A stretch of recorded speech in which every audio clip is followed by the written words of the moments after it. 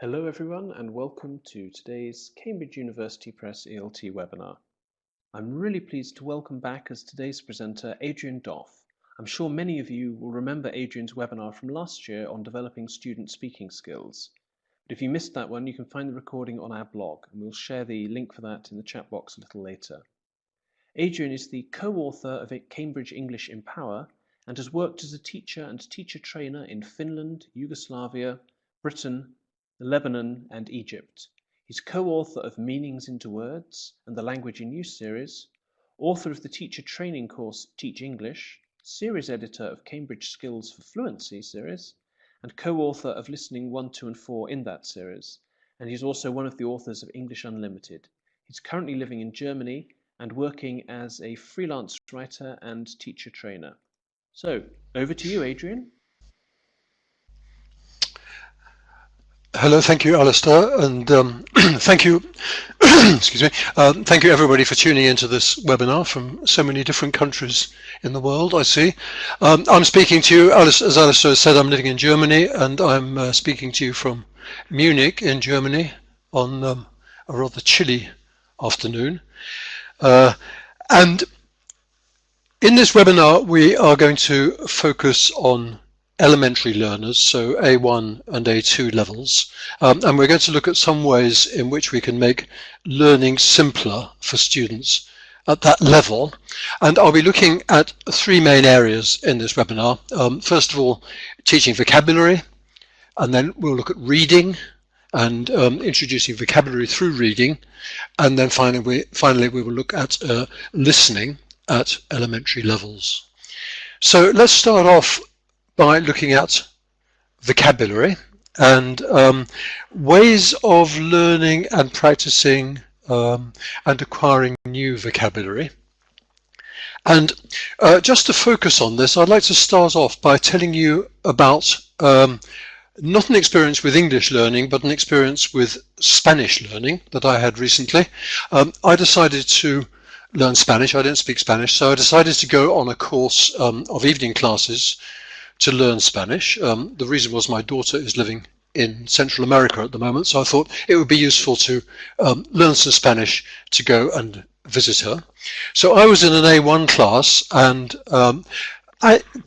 part of the way through the course we did some practice and learned some vocabulary on practicing describing people and describing physical features. So using an activity like this, I'm sure you're very familiar with this kind of activity. It was an information gap practice where we looked at people's faces and we described them, and then other people had to guess which person we were describing. So a simple information gap. Practicing, well, this is the English equivalent, practicing the Spanish equivalent of these expressions. He's got, she's got, and then short hair, long hair, straight, curly, wavy hair, and colours, grey, brown, blonde and black hair, and he's got a beard, he's got a moustache, he or she has got glasses, and he's bald. So this was the language that we learnt, and what I noticed in doing this was that some of this language I found very useful and I was ready to learn it, but some of it didn't seem to me so important, or I felt that I wasn't really ready for it, and I didn't really care about learning it. And so although I practiced all of it, in fact although I practiced all of it, I didn't really retain some of the language because I felt that it wasn't something I needed at this particular point in learning. So in a sense, having these words was a bit of a waste of time as far as I was concerned. It was a bit of a distraction. And I think it's interesting that as learners, we do have a built-in sense of what we're ready to learn, or what vocabulary and grammar is going to be useful for us at a particular time. And I'm going to come back to this example later, but first of all, let's just explore this question of what makes a word useful to learn at an elementary level. We have this sense of things being useful. What determines it? Maybe you'd like to just think about this for a second or two, and if you'd like to respond, what would be your answers to this question?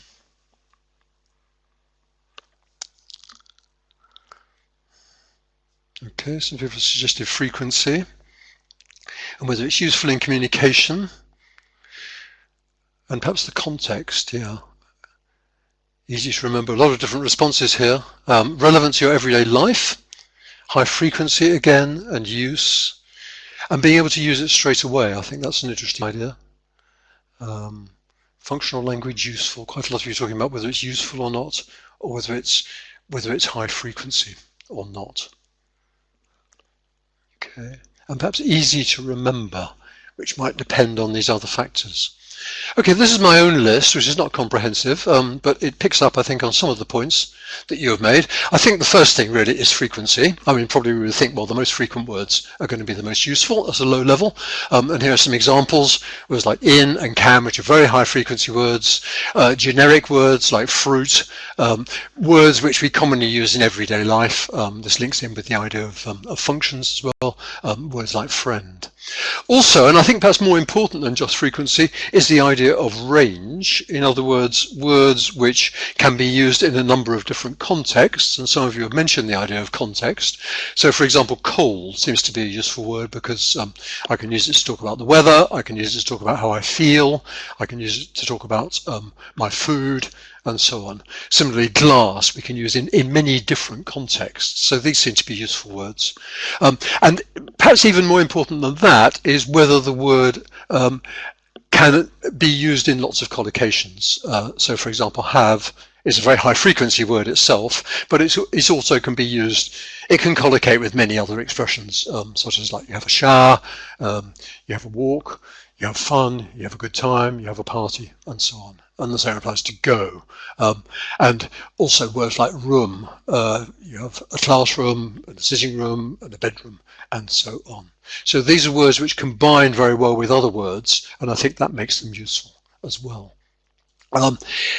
This is not, of course, a blanket idea that words are going to be equally useful to everybody, and of course another factor is whether words are important in a particular culture or a particular country. So chopstick is obviously a very important word in East Asia, but maybe less important, say, in Europe or in Latin America. Mosque is going to be a very important word in Muslim countries, but less important in some other countries. Blonde hair is very useful in Europe because people have blonde hair. Otherwise, it may be more useful for talking about, say, film stars. So these are some of the variations according to culture. Equally, of course, and I think people have mentioned this, things that are important to you as a person, different words are different to each of us. So for me, I mean, you can't see me, but you have to take my word for this, that I wear glasses, so glasses in the Spanish lesson was an important word for me. On the other hand, I don't have a moustache or a beard, and I'm not bald either, and so these were words which I felt were much less useful to me, and these were the words that I didn't feel were relevant. Similarly for me, I go jogging occasionally, so go jogging seems to me a useful word that I would want to learn in any other language. And finally, there are certain words which are possibly above the level or quite difficult or abstract, but we recognize them as international words, so they're simply easy to use. And I think one or two of you have mentioned this idea of whether words are easy to remember. And words like taxi or kebab or manager, or of course many computer words fall into this category.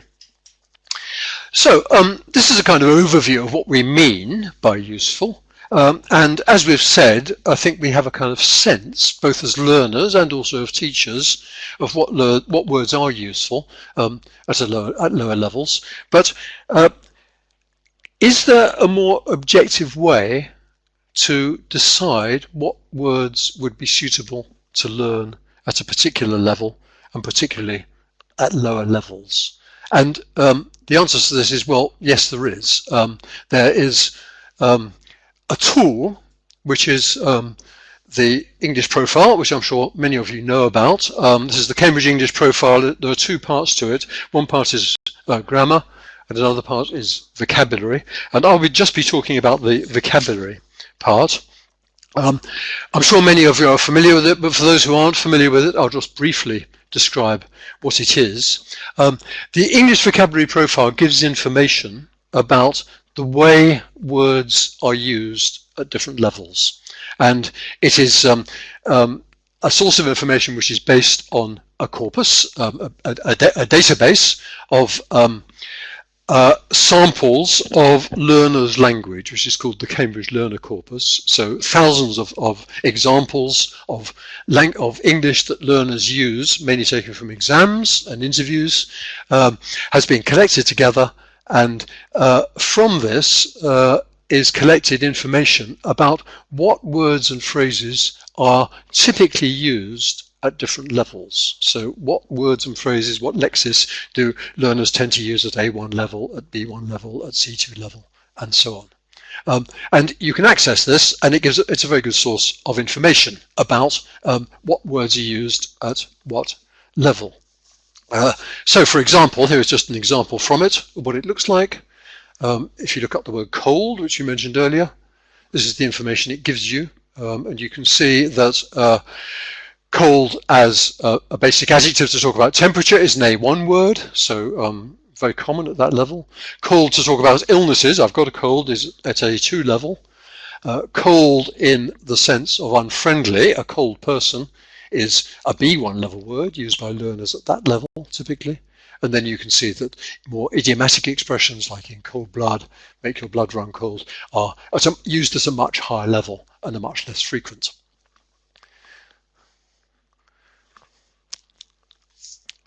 So, for example, if we look at the vocabulary of towns, it gives us an idea of what words to talk about towns might be useful at different levels. So some are at A1 level, some are A2 level words. Bridge and apartment should be separate here, of course. And some are less common and are B1 level words. So this might be a guide as to which words we introduce.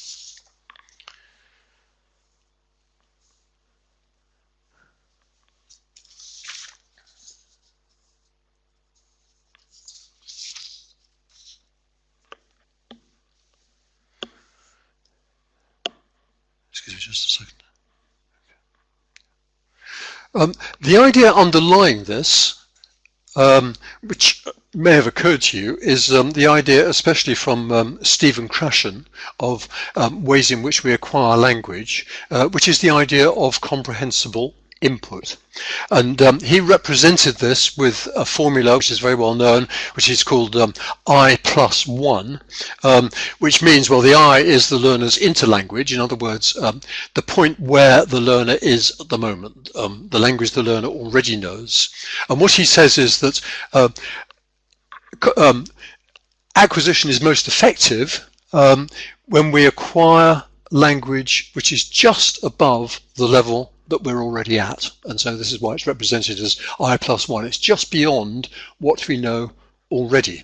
And this is input which is going to be comprehensible to us and which we are going to learn efficiently. This is what he actually said about it. He said, we acquire only when we understand language that is a little beyond where we are now. And I think this ties in quite well with this idea of being ready to learn words at a particular level. Of course, he was talking about both vocabulary and grammar when he was talking about it. This is not a new idea. As you can see, he said this in 1982, quite a long time ago. But it is an idea which I think has resonated with people, resonated with teachers, and is a very familiar concept which people often talk about because it seems to make sense to people. People talk about it a lot. It's almost like a cliche when people refer to it constantly, this idea of comprehensible input and I+1. But it's not necessarily put into practice in teaching or in course books, I think. On the contrary, very often materials we use tend to teach learners quite long sets of words, which may not be all at the same level. I think it's very tempting to teach a complete set of words. For example, and here is an example from an elementary course book, I think it's quite typical, introducing words for jobs, names of jobs, and these are only some of them, but you can see this is quite a list of different names for jobs. Some of these words are, according to the English profile, at A2 level, the ones on the left. And so it might in fact be appropriate for teaching at this level with elementary learners. But some of them, the ones on the right, are in fact B1 words. And so if we believe the English profile, are not normally acquired by learners at the level we're teaching. And so, rather like in my Spanish class, these might be words which learners simply don't recognize as important and don't learn. And so it may lead to a very inefficient way of learning vocabulary. Let's just refer back to my Spanish class again and just apply what we've looked at to that. Here are the words I learnt, as I mentioned. Could you just look at these and see if you can guess which of these words do you think are A1 words? Which ones do you think are A2 words? And which do you think might be B1 words? Just have a look at that, and if you'd like to respond, please do so. Maybe you'd like to identify, to make this simpler, which ones do you think are above level? In other words, which of the A2 and B1 words do you think here? Okay, so you're replying also about the A1, short, grey, bound, long, hair, we've got, yeah, okay. Now we're going on, so I think the higher level ones, moustache and blonde, bald, somebody said it's B1, bald again, curly, wavy, okay, yeah, wavy, curly, yep, wavy, curly, okay. And somebody said, well, they spread through these levels, which they do. Yep. Okay, moustache, curly, bald, identified as difficult words. Also, the question of word order, this would also be above the level. Well, you're pretty much right, actually. Here's the answer. There are two. Okay, the ones in black are all A1 words, and so absolutely appropriate to the level of class I was at. Two of them, straight and blonde, are A2 words, and these ones in red, curly and moustache and bald, are B1 words, and the one in grey, wavy, is not in the English profile at all, which suggests that it's probably such a low frequency word that it didn't even rate as being part of the database. There weren't enough samples of it. And so this actually conforms very much, well, it conforms to your guesses. It also conforms very much to my own feeling about which words I wanted to learn. And in fact, it was the ones in black that I felt, yes, these are useful, and I retained. And it's especially the ones in red plus wavy, which in fact, I no longer know what these are in Spanish. And in a sense, I didn't want, it wasn't of any interest for me to know. Somehow I wasn't ready for them. So I think this shows how the profile maybe is a kind of backup for what we instinctively feel about language, and a very useful one. These are some of the things it does. It gives us an objective validation to what we feel instinctively, and it helps us to see what vocabulary learners are ready for, which can feed into our teaching as well. And it's likely to make learning more effective, because if learners are ready to learn words, then I think they're more likely to actually take them seriously and really acquire them. They're ready to acquire them. So that's really about vocabulary. I'd like to turn now to reading and looking at words as part of a reading text, because of course reading is a major way in which we acquire vocabulary, often subconsciously or indeed consciously. And I'd like to apply what we've been looking at to reading texts. First of all, I'd like to just show you a reading text. This is loosely based on a newspaper, but I've made some changes. And as you can see, it's about global warming. And I've changed some words so there will be unknown words to you. Just read through this text and see if you can guess what the word groon means. And then perhaps some of the other ones which are in italics.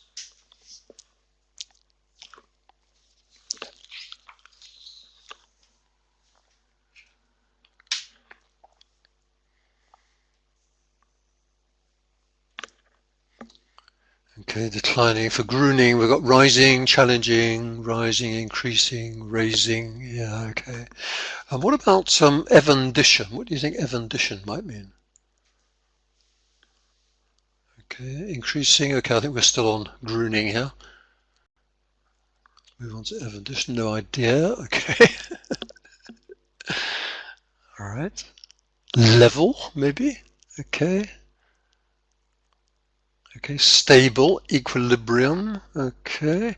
Okay, let's move equilibrium again. Okay, maintained an equilibrium and average level. Okay, what about grimuzzled? What does that seem to mean?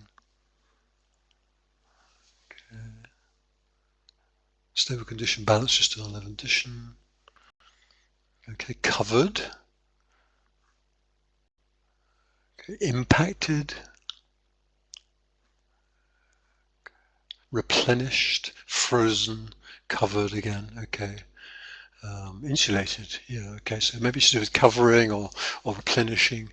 And what about the last two? The Greenland ice sheet is now displenishing more ice than it is incrumpulating.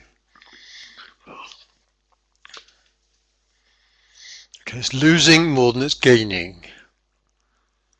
Okay, more than it's replacing, losing, replacing, giving away more than it's replacing. Depleting is more being depleted more than it's being replenished. Okay, so it's something along these lines, isn't it? You're melting more than accumulating. Okay. Okay, I mean, the actual answer is yeah, they are indeed. It's to arise in countries that are rising more quickly. It is indeed at equilibrium originally, and it was replenished with more frozen snow, and it was losing more ice than it's gaining, I think, although I think your answers are in fact just as good as that. In other words, it was quite possible for one or two people said they've got no idea, but I think in general, we can guess these words or have a rough idea of what they mean. And we're quite familiar with this idea of reading strategies, and it's something we encourage our learners to do, is to maybe look past words. Maybe you don't need to understand exactly what the word means. You can ignore it and still read effectively for meaning, or maybe you can simply guess what it means, and you're probably going to be roughly right. And this is an important part of being able to read fluently and read effectively, is not to get stuck on every word. This works fine, of course, if there are just a few words like this with a fairly good context provided as a clue. But if I gave you this text in this form, which you might just like to look through, okay, you know what it means because you saw the first version of the text. But I think if you came to this text cold, without having read the other one, because there are so many of these words, it would be pretty difficult to figure out what it was about. Yeah, I mean, somebody said, wow, too heavy. And I agree, it's just much too difficult, isn't it? Because there is simply not, there's too much unfamiliar language here for us to really deal with. And we can't guess enough from context. We can get a kind of general gist. You could probably tell, well, it's something to do with global warming. It's about Arctic snow somehow melting, or Arctic ice melting, and about things being warmer than normal. But this wouldn't really mean understood the text. And I think probably what you'd do is you'd reach your dictionary, maybe, and it would be a very slow process, or possibly you'd just give up, or you'd feel pretty discouraged and go off and read something simpler. And I think this is something probably our own students would do as well. It may be useful to focus on this text as a skill, as somebody has just suggested, but it would be something very intensive and a very sort of special kind of lesson to develop the skill. What I would prefer to do as a teacher would not be to use a text which presented this kind of difficulty. And if I think of, okay, we're looking at this as advanced learners or native speakers, but I think you could apply this directly to elementary reading, which is what I want to do now. So I'm going to give you an example now of an elementary level text, which might be read by A1 or early A2 learners. Before we do so, here is a picture I'd like to look at. Could you just look at this picture and see where do you think this is? What country is this, do you think?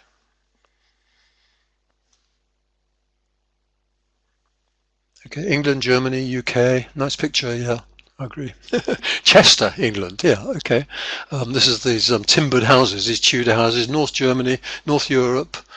Okay, Britain and Germany. Seems to be mostly Britain and Germany. This or Switzerland, maybe.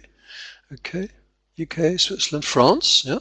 Okay, somebody has rather cleverly said China, which is actually the correct answer. And here is the text about this. This is a town called Thamestown, and it is indeed in China.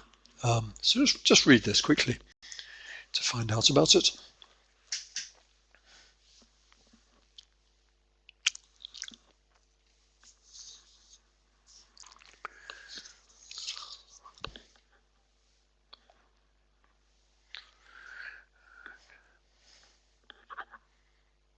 Okay, so this is a town which in China they built a complete replica of several European towns, one of which was an English town, which they called Thames Town. There was also a German town, there was a Spanish town, and if we just flick back to the picture, you can see that it's a perfect replica of buildings, probably in some way like Chester, in fact. But if you look very closely, you can see that the people walking in the streets are, I think, Chinese.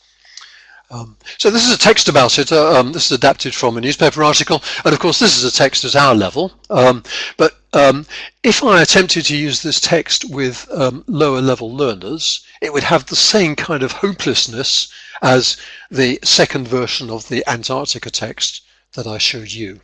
And here is the text with the words marked for the level. And I think you can see that there are so many which are above an A1 or A2 level that it would be very difficult to follow. The red ones are B1 and might be guessable or might be known. The green ones are B2, inhabitants and bizarre. The blue ones are C1 words, which republic is probably an international word. And the purple ones are C2.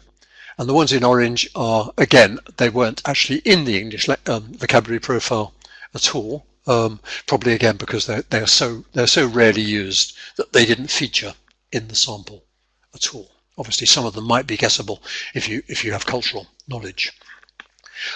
So quite obviously what we'd want to do with a text like this to make it suitable for lower level learners, for elementary learners, is adapt it. And here is an adaptation of it, which I think gives the same information but using much simpler language.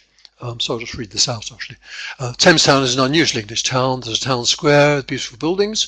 There are some nice restaurants. There are streets with cafes and big green parks where you can sit and relax. You can walk by the river in the centre of the town. So what's unusual? Well, there aren't any English people apart from some tourists. Thames Town isn't in England, it's in China. It's actually old. Thames Town is new. They finished it in 2006. So this text gives the same information, but it's greatly simplified. And if we look at it in terms of the English profile, you can see that it has a similar relationship for the learners as the first version of the Antarctica text did for us. In other words, it's all within their level. Orange in this case is A1 words.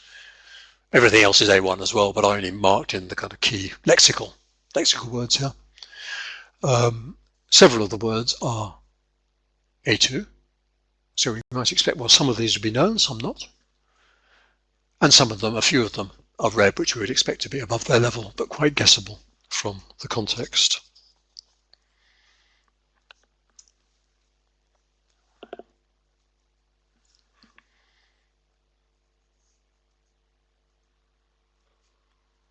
So going back to the idea of the Krashen idea that we talked about, this now seems to provide something like comprehensible input, and I would expect this text to be much more effective as being a source of not only reading skills and reading fluently, but acquiring language.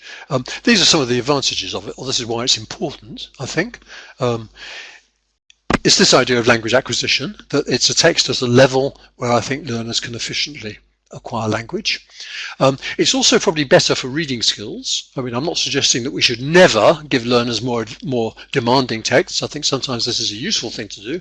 But in general, I think we want to develop reading fluency. And so I think it's useful to have words slightly above level, which can be guessed from the context or quite happily ignored. It's also, I think, very important for motivation for learners, because learners need to feel they're successful at reading And I think this is an important part of developing a positive approach to reading.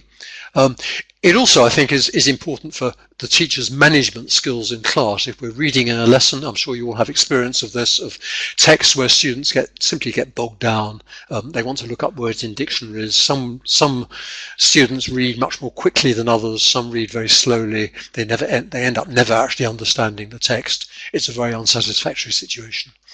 And I think another factor in this is the teacher's own preparation time. We're all very busy people as teachers. I think one way we don't want to spend our time is before the lesson having to go through a text, trying to work out which words are likely to be unknown, which words are above level, which words we might have to deal with or pre-teach, how are we going to do this, how are we going to explain the meaning, and so on. This is something that we can also do without as teachers. Better to be able to go in with some predictability that there are only going to be a certain number of unknown words. So I think these are all good reasons for adapting text. I mean, they're real text, so it's a real source, but it's adapted to more or less the levels suggested by the English profile.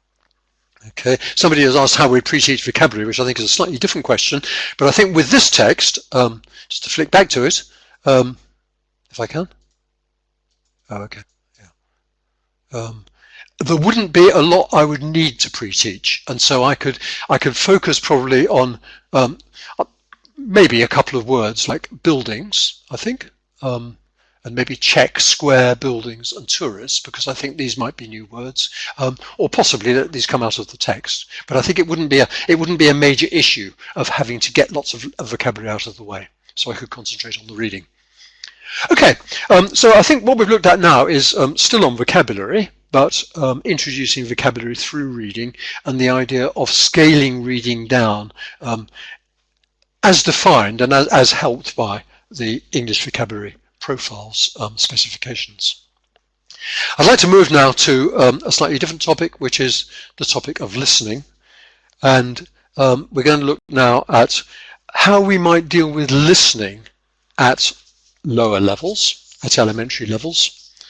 And as we all know, listening is often a very difficult thing for elementary learners to do, especially listening in class to a recording. I mean, there are various reasons, as we all know, why this is difficult, some of which I'd like to focus on now. I'm going to play you a very short audio extract. I'm going to ask Alistair actually to play it because I can't operate it from my computer in a minute. But just before we do, you're going to hear a short extract, and as you listen to it, you might just think about this question: why might this be difficult for elementary learners to listen to? Imagine we're playing this in class on a CD player, and I hope I've got a second question here. Yes, we have, which is, if this is difficult, how could we help to make it easier? So what we're thinking of now is something like sort of A1 to A2, really quite low level learners who would find this language challenging. Why might it be difficult, and how can we make it easier? Maybe we should, because I'd like you to suggest responses to this, let's concentrate on the first question first. Why might it be difficult for elementary learners, but bear the other question in mind? And Alistair, if you could just play this for us, that would be great. Can I help you, sir? Hi, there's no price on these shoes. How much are they? They're $49.99. Great, I'll take them. And these trousers and this shirt, please. Okay. Altogether, that's $115.97, please. Can I pay by card? Yes, of course. Okay, somebody's saying they can't hear and it's very quiet. Okay. Can we just play it again a bit louder? Is that possible, Alistair? Because that wasn't the intended reason why it was difficult. Okay. Although, of course, this often happens in the classroom. Okay, Adrian, I'll start. Oh, I hear clearly. Some of you can hear clearly, okay? Okay, yes, I think people just need to turn up their speakers a little bit, and then maybe once we go back to the webinar itself. Okay, it's very short. I think we've got time to just play it again. Yeah. Absolutely, I'll play it again right now. Yep. Can I help you, sir? Hi, there's no price on these shoes. How much are they? They're $49.99. Great, I'll take them. Okay. And these trousers and this shirt, please. Okay. Altogether, that's 115.97, please. Can I pay by card? Yes, of course. Just enter your PIN, please. Shall I put the receipt in the bag? Yes, thanks.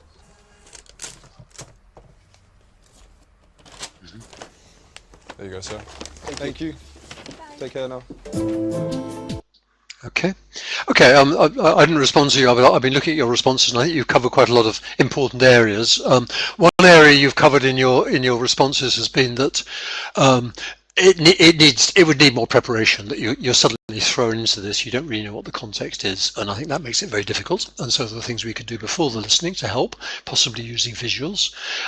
Some of you have mentioned things like kind of interference, background noise, there's kind of other noises going on, which is a bit distracting. Several of you have mentioned the fact that it is natural speech, it's more or less authentic. I mean, it's a scripted dialogue, but it's spoken at natural speed with a natural rhythm of English, and it's colloquial. Sometimes the sentences are not complete sentences, as they really aren't in real life, and they're speaking fast, and I'm just looking through the comments here. Yes, and there's kind of features of connected speech. And another point that I think you focused on is the idea of especially using some sort of visual support for this, because it's very difficult. We have to imagine this situation just from hearing it. And I think these are some of the common problems that we have if we play listening at elementary level. And somebody suggested, well, this is different from the language, the English they're used to hearing, which may be from a teacher who shares the same language, who probably speaks very slowly and clearly, and suddenly they're listening to something completely different. On the other hand, it's very useful to listen to language like this, because this is the way people really speak. So let's have a look at this. Well, one idea, I think, is clearly it would help if we gave a picture. And I mean, I think we're familiar with this idea to give some sort of pre-listening task, which helps to set the scene. We can see where we could ask, well, where are these people? They're in a clothes shop. We can see from this, okay, who are they? There's a customer, there's a shop assistant. We can see that they're both men. We can see that there's a woman who's with him. And so this helps to sort out the meaning before we start. It makes the listening more predictable, in fact. We could even ask students to predict, well, what do you think they're going to say? Probably they're going to say something like, how much is it? Or can I help you? And so on. The more predictable listening is, given a certain level of language, the easier it is to listen to. So I think that's a very important way in which we could help learners to listen rather than simply test them on listening. But we could go a stage beyond that, I think, and instead of this being audio, which is extremely hard to follow, we could actually do this, if it's possible, as video. And that would help quite a lot in various ways. So it wouldn't just be one picture before listening, but you'd see the pictures throughout.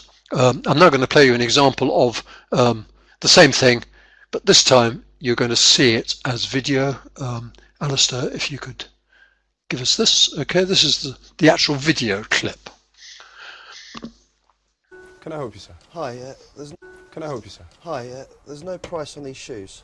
How much are they? They are $49.99. Great, I'll take them. Okay. And these trousers and this shirt, please. Okay. Altogether, that's 115.97, please. Can I pay by card? Yes, of course. Just enter your PIN, please. Shall I put the receipt in the bag? Yes, thanks.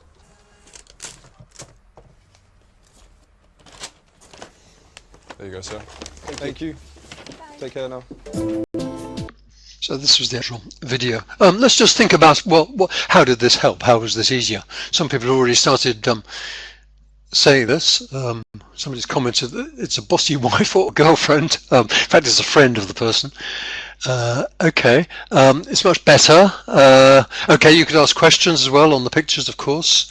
One person's put lip reading. I think, okay, you can actually see their lips move.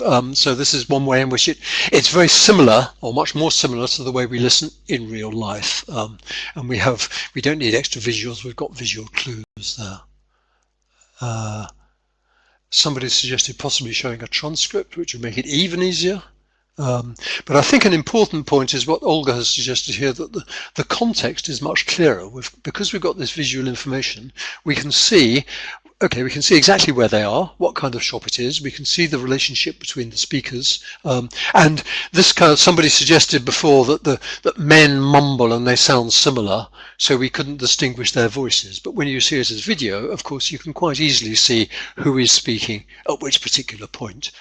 Somebody has also suggested body language here, which is very important. We can tell a lot from their gestures, from the way they look at each other.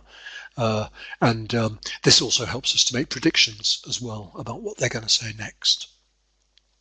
So these are some of the advantages then, just to tie this together, of using video for listening rather than audio. I think it increases interest and motivation. Video attracts your attention, and increasingly, of course, learners are used to watching videos in a way perhaps that they weren't 20 or 30 years ago. And so I think learners expect to see videos. They see videos all the time. They watch YouTube videos. They send each other videos and so on. And of course, it reflects real life. This is listening to an audio. We're asking learners to do something which is actually much more difficult than real life listening usually is, when we can see the person we're listening to, or we're watching television or whatever. There is a lot of non-verbal information, which is partly about the situation, so we can actually see the objects. We can see that these are shirts and shoes and it's a shop and so on. And there is also non-verbal information involving these paralinguistic features like body language. So we can see that people are responding, they're asking things. We can see him putting in his card and so on. And finally, and I think this is probably the most important factor to me, it gives a much richer context. We can see much more about the relationship between these people and why their language is appropriate. Yeah, we can see this relationship between a shopkeeper and a customer, and the woman has a different personality from the man, so she talks a bit differently. We can speculate about the relationship between them in a way that we can't do so well if it's just audio. So we're providing a richer context, and this is one of the reasons that you felt at the beginning that this was a difficulty about the listening. So I think this is one way then that we can make listening easier, is by using video. But there is also a third point which many of you picked up on, which is the fact that this is natural speech and it has the rhythm of natural English. Because of this, especially at lower levels, it may be very difficult for learners to recognize the words that are being produced, even words which they actually know, or which they'd be able to see if they saw it in writing. And so this is a question really of connected speech, and there are certain features of connected speech which makes it difficult to decode the language, to recognize what we're hearing, and here are some of them. Many of these may be familiar to you already. Because English is spoken, it's a stress time language, so the rhythm is determined by the stressed syllables. The unstressed syllables tend to be reduced and said more quickly and run into each other, and this is what makes it difficult to understand it. And so, of course, they use, because they're speaking naturally, they use quite a lot of reduced vowels. So instead of "there you go, sir," he says something like "there you go, sir," "there you go, sir," which a learner might well think he's saying not "there you go, sir" at all, but he's saying "there you go." So, you know, why is he saying "there you go"? Who is they? It's completely confusing. Another feature that we can see in the video is assimilation, where sounds are run together. So consonants change because of the consonant next to them. So instead of saying "enter your PIN, please," he actually says "enter your PIN, please." So the N becomes the N becomes a M because of the P following it. We call this assimilation. And this also tends to make some words possibly unrecognizable. So it might sound like "pin, please" instead of "pin, please." And what is this word? Again, it seems to be an unknown word. Also, some sounds are elided, they're left out altogether. Somebody mentioned they're talking kind of dialect. The shop assistant has a slight London dialect, I think, not very much, but this is something that we do in rapid speech. So instead of saying great, the person actually says great, okay, great, which may well sound like grape rather than great. And that may also be rather confusing. Why are they talking about grapes in a clothes shop? And finally, and I think this is a very important feature, is what we call linking, or you may know this under other terms, as we also call it liaison, or catenation is a very similar idea. And instead of saying just enter your PIN, what he says is just enter your PIN, just enter your PIN. So in other words, the T at the end, the T at the end of just gets attached to the next word. And again, this is likely to cause difficulties of decoding because it sounds like just enter. Okay, so it sounds as though the word is not enter, but it's tenter or stenter. This seems to be an unknown word, although if you saw it, you would recognize it. So these are some of the features, I think, which make listening to fluent connected speech really difficult. This is, of course, and it's important to say this, perfectly natural, normal speech. We do this all the time. I do this. I'm doing it now. It's not kind of bad English or too colloquial English. It is simply the way English sounds. And it's very important to focus on this and help learners with it. I'd like to give you an example of just linking, which is quite a significant feature of this conversation. And just quickly look at some ways in which we might develop learners' awareness of this feature. Here's one way you can do it, is simply notice it, give a noticing task. So you could hear the sentences again and just notice the words as they're in bold. And notice, is there a pause between them?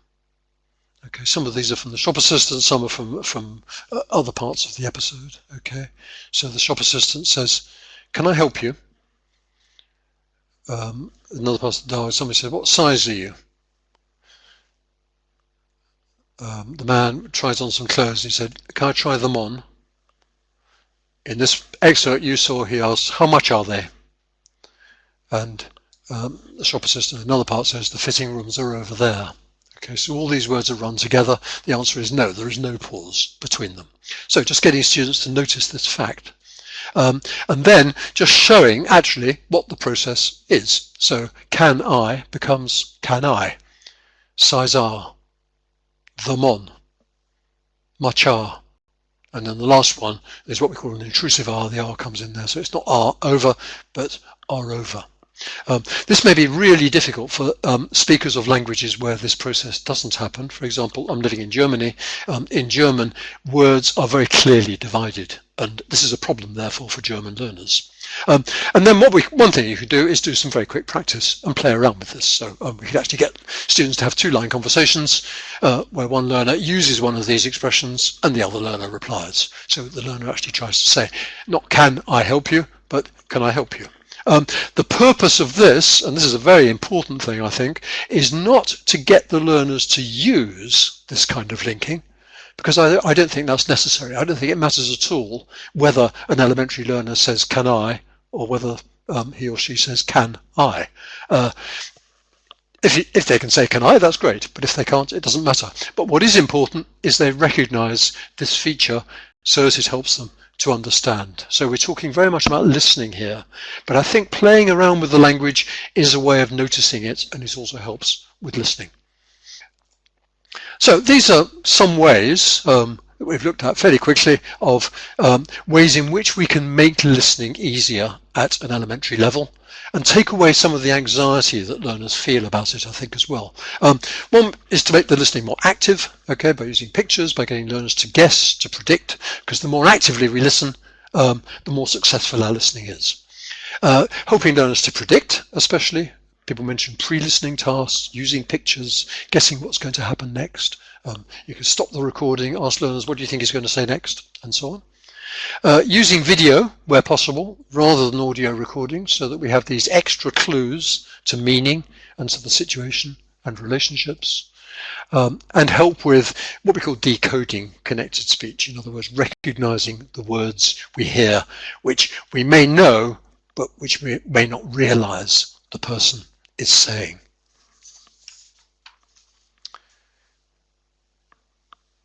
So that's just a summary of some of the ways we can make listening easier. And this brings us to the end, in fact, of this webinar. We've covered various aspects of making things simpler. We talked about how we can make vocabulary simpler and the value of the English vocabulary profile in doing this. We've transferred this idea to reading a text and how we can simplify texts so that learners can read more confidently and fluently and probably acquire vocabulary better from it. And then finally, we looked at ways of making listening easier as well, especially by using video. So that brings us to the end of the webinar. As Alistair said, if you have any questions, I would be delighted to at least try to answer them. Just before we leave this, the examples, I mean, I wasn't talking about Cambridge English in Power, but some of the examples you looked at with the reading texts and the examples from listening are taken from the A1 and A2 levels of Empower, which, as Alistair explained, is the new Cambridge adult course, 6th level adult course. So that's where they came from. So that's it. So thank you very much for listening and also for your very good contributions to the webinar. And we can move on now to any questions you've got. I think we've got 10 minutes. Yes, thank you very much, Adrian. So I'll go straight into some questions here. Question from Judith Dormer, who says, if you have a text that's at a different level to your students, are there any sort of resources you'd recommend for changing words to a different level? Any resources that would be helpful in that, other than, I guess, the English vocabulary profile in Stanford words are the wrong level? Yeah, I don't know of any, actually. I think it's a very interesting question. I think, my own personal experience of this, all the time in writing and also in my other teaching, I do this a lot. I'm sure many of you do too, that you take a text from somewhere, and of course it's not really quite suitable, and then I adapt it. And one of the ways in which I adapt it, I think, is I'm looking for sort of lower level equivalent words and phrases. As Alistair has mentioned, the main resource I use, and I find it very useful, is the English vocabulary profile. And otherwise I use my own intuition, but I can't think of any other good source for this. I don't know if anybody has a suggestion about it. What I would say in connection with this is that I think I would certainly recommend the English vocabulary profile and indeed the grammar part of it, and it is possible as a teacher for you can register, and it's free, and you can actually access it and use it, and it is actually a very valuable tool. For exactly that reason. Okay, thanks. So I'm sorry, I haven't really answered your question except in a rather indirect way. I think a few comments have come in from the chat as well, which I think should help. Yeah. I think, we're talking about simplification, and of course graded readers are a different resource. So I think the question was really about how to change a text. So I think, obviously the other solution to this is to find reading material which is at the right level. And graded readers are an extremely good source of that. Or, of course, all kinds of textbooks. It may not be the textbook you're using, but other textbooks at the same level. Okay, thank you, Adrian. Including online resources, Yeah, we've got some BBC Learning English News, for example, is a very good resource indeed. Yeah. Thank you. I've got a question from Beatrice Mualuko, who asks whether you've got any particular suggestions to help students who write the words the way they pronounce them, which I guess in English is a particular problem with the number of differences between how something's written and pronounced. I think this is a question it's more about writing than about listening or reading, isn't it? So the problem is really when students come to write, that they've understood the word, but they write it as they hear it.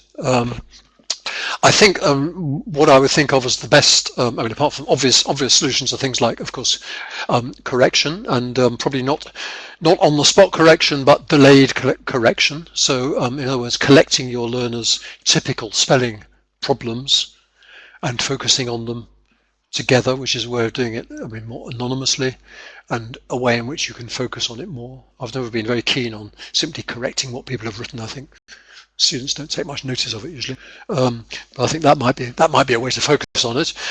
Otherwise, I would think exercise which focus on sound spelling relationships, in fact, Somebody suggested when we were talking about the video, the idea of having the tape script running, which you can, I mean, you can have a version with the tape script running across it, or getting students to look at the tape script and listen.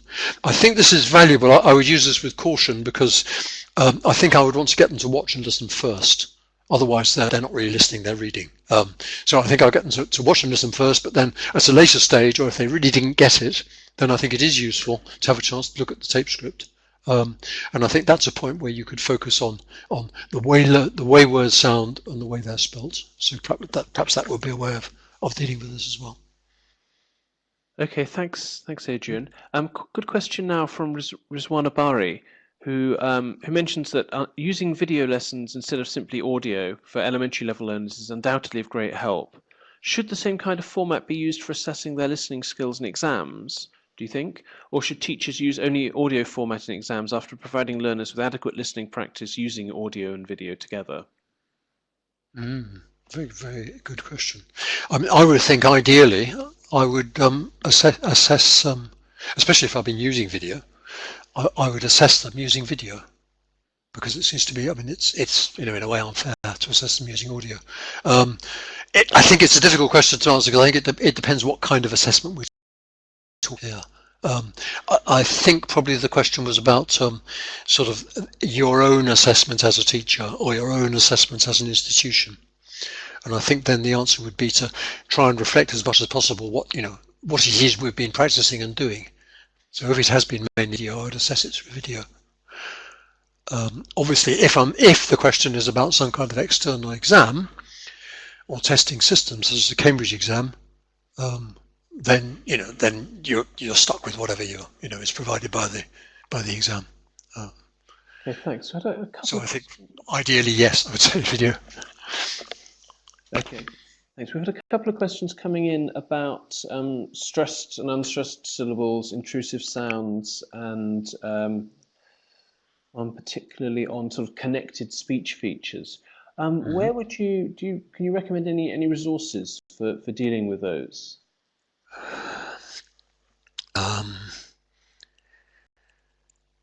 Yes, but my mind is a bit of a blank.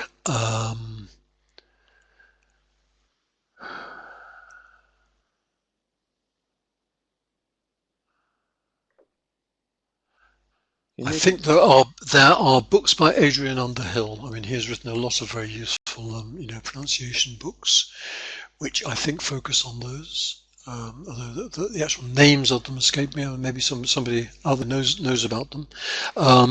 There are also books. I mean, these are actually quite old books by Colin Mortimer, who is one of the very few people who really focused on things like connected speech and also other features like consonant clusters, for example. And he has produced books which I think are still very valuable. Actually, they're dialogues to listen to. They're constructed dialogues, but extremely well constructed ones.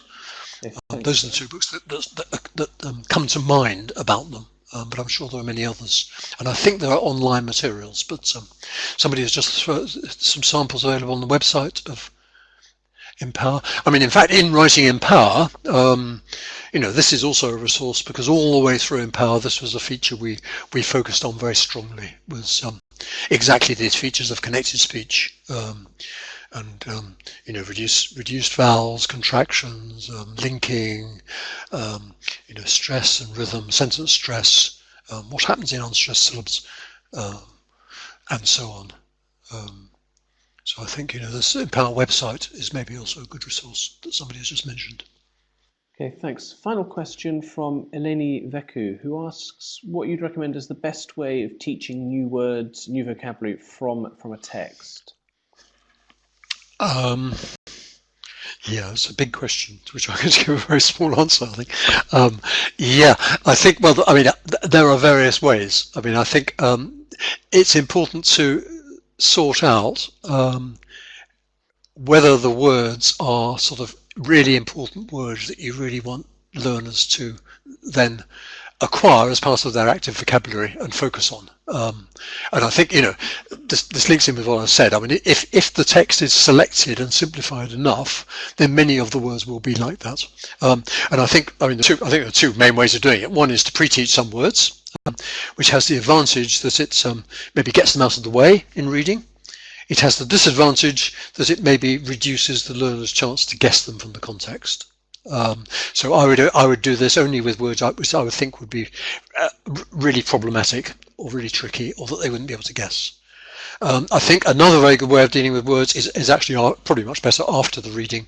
And I think this is becoming more popular actually as an activity, is using the text not just for reading skills, but as a kind of, mining the text for interesting words and useful words. So after reading for meaning, and maybe for detailed meaning, and getting the main idea, possibly dealing with words that come up in this process, then to actually focus on some of the important words in the text. And I think that would be my favourite way of doing it. I think a third way, and I think this is also very important and links in with what I said, is I think there are many words which can be acquired simply in the kind of Krashen sense. They're acquired just naturally, simply from the reading process. And if our reading is actually comprehensible input, so we're not overburdened with new words, I've noticed myself that this happens in my German, for example. I read a German newspaper, the Süddeutsche Zeitung, and I've noticed very strongly that I read articles. Sometimes I notice words which are kind of half familiar, but which I understand the meaning of, but which I didn't use, and I find that I start using them. And it just seems like a process of osmosis. And I think this is also very important, that we don't always have to teach everything. A lot of language can be acquired naturally, and reading is a very good source of that. So I certainly wouldn't underestimate that. Okay, thank you very much, Adrian. I'm afraid that's all we've got time for this session. But before we go, I'd just like to tell everyone about some forthcoming webinars. Next week, on the 29th of March, Joanna Sterling will join us for a session on strategies for helping weaker spellers. Now, please note that the clocks go forward this weekend in the UK. So if you're outside Europe, the webinar may be an hour earlier than usual for you. So please do check very carefully about the times. The week after that, Mike McCarthy joins us on Tuesday for a webinar on using corpora to inform the teaching of academic vocabulary. And then at 10 in the morning UK time, so 5 hours earlier than usual, on Thursday morning, Alan Davenport will be here to offer some advice on using authentic practice tests in ELT classrooms with a particular focus on reading. You can sign up for all of those sessions on our events page, and my colleague Sarah has already shared that in the chat, so thank you very much, Sarah. And don't forget that your certificate of attendance for today's webinar will be sent out automatically next week, next Tuesday. Thanks. So you don't need to email me to ask about that. And the certificates for last Thursday's webinar with Kerry Jones will be sent out in the next 24 hours. If you miss any of those webinars, don't forget that we'll share the recordings on our YouTube channel and on our blog. And you can keep up with all our news on our Facebook page and on Twitter. So thank you very much for attending. Thanks to my excellent colleagues Charlotte, Laura and Sarah for helping moderate. And thanks most of all to Adrian for another very interesting webinar. Thank you very much. Thank you all very much for contributing again and for tuning in. Thank you.